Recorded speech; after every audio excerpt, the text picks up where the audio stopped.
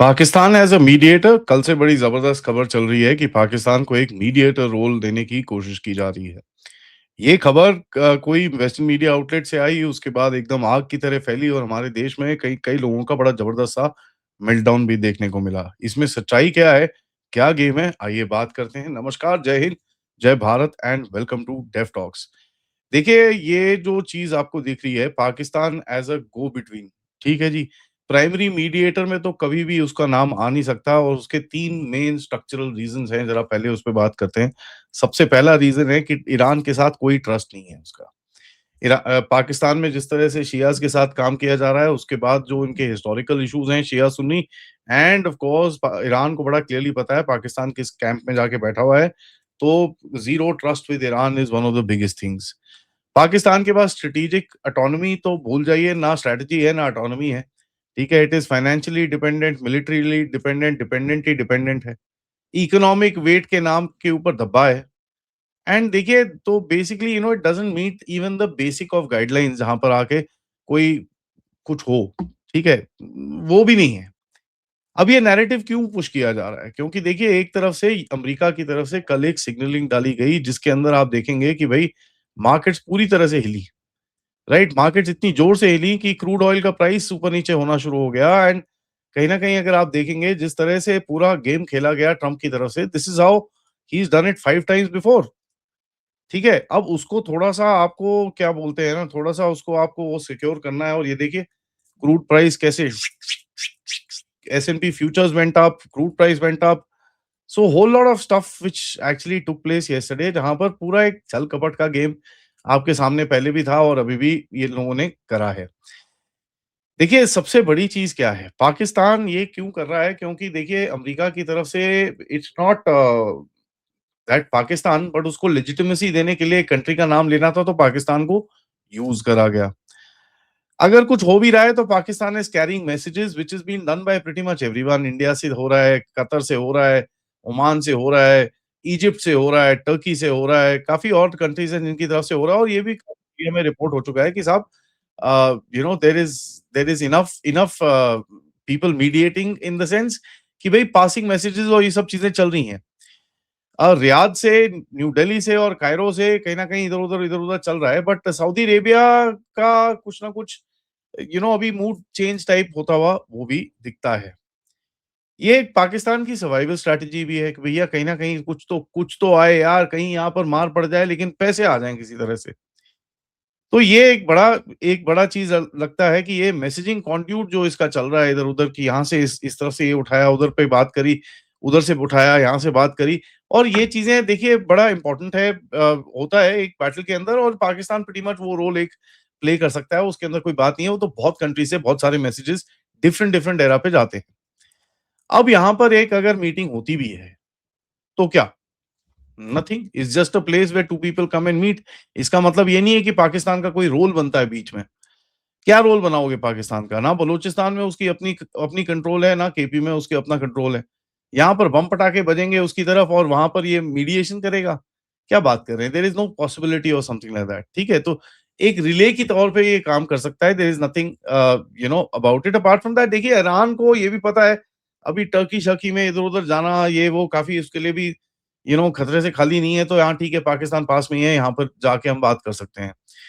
ऊपर से देखिए पाकिस्तान अपने आप को बचाने की भी कोशिश कर रहा है। It is not wanting to get inside जो सऊदी अरेबिया उसको काफ़ी इस टाइम पे पुश कर रहा है और जिस तरह से आप गल्फ स्टेट्स में नैरेटिव देखेंगे, वो तो बोल रहे हैं that we might just enter, we might just enter, we might just enter उनका एक नैरेटिव चल रहा है।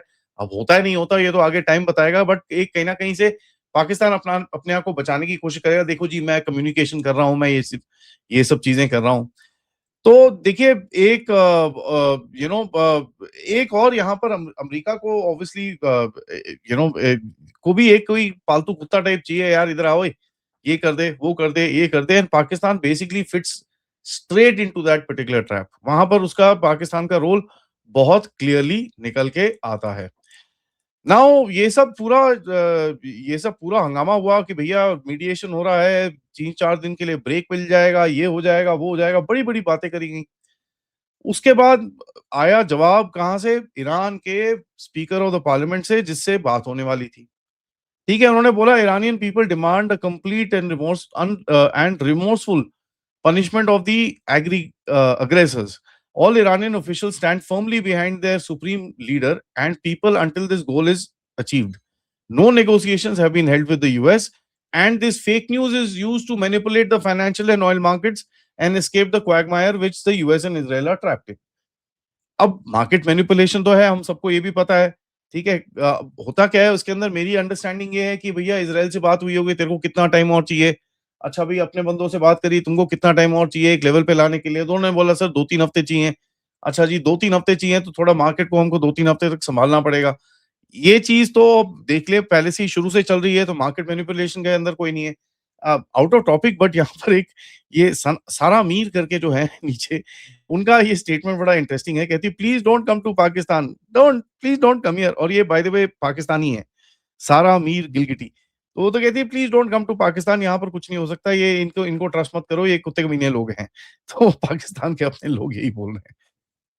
इनकी तरफ से जो डिनायल आता है, ये बड़ा एक इंटरेस्टिंग है। इससे इतनी ज़ोर से डिनायल अगर कोई कर रहा है और ईरान की तरफ से बड़ा इंटरेस्टिंग सा बार-बार डिनायल आता गया एंड कहीं न कहीं आपने इन्होंने फायर भी करा, ठीक है? अपनी मिसाइल भी लॉन्च करी कि भैया कोई ऐसे नेगोशिएशन नहीं है। ऊपर से अमेरिका और इज़राइल की तरफ से भी जो अटैक्स हैं, वो जारी हैं। तो जब ट्रम्प ये स्टेटमेंट दे रहा था, उस टाइम पे बॉम्बिंग चल रही थी अमेरिका की तरफ से तेहरान और इस्फ़ाहान एंड आई थिंक बुशहर के अंदर 3 रीजन्स के अंदर बड़ी ज़बरदस्त अमेरिका की तरफ से बॉम्बिंग चल रही थी। बट देखिए एक बैक चैनल हमेशा एक्टिव रहता है, उसके अंदर कोई कोई डाउट नहीं होता। पब्लिक डिनायल होता है, प्राइवेट चैनल में कंटिन्यूटी एक चलती है, even during war there is some channel of communication happening there.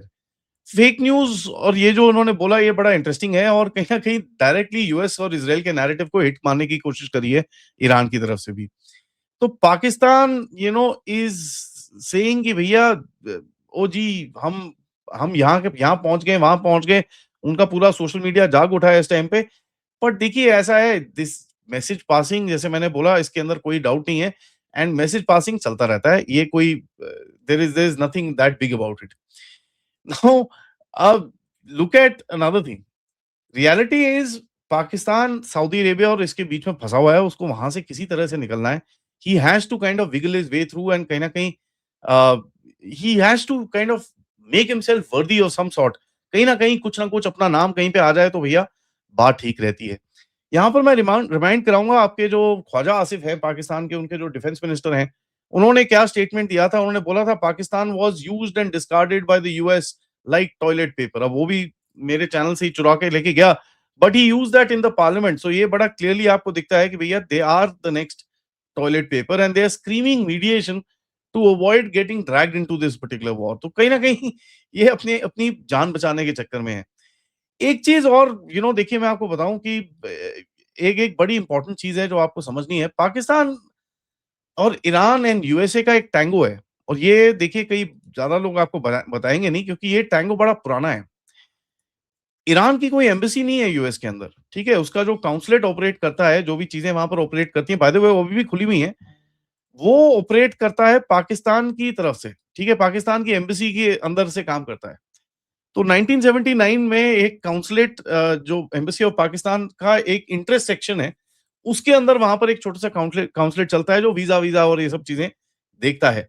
और ये अभी भी खुला हुआ है बाय द वे और पाकिस्तान की एम्बेसी के अंदर ये बेस्ड रहता है। तो ये there is a old sort of a connection यहाँ पर जहाँ पर डिप्लोमैटिकली अगर आप इसको देखें, तो ये this is been on for a long time, ठीक है?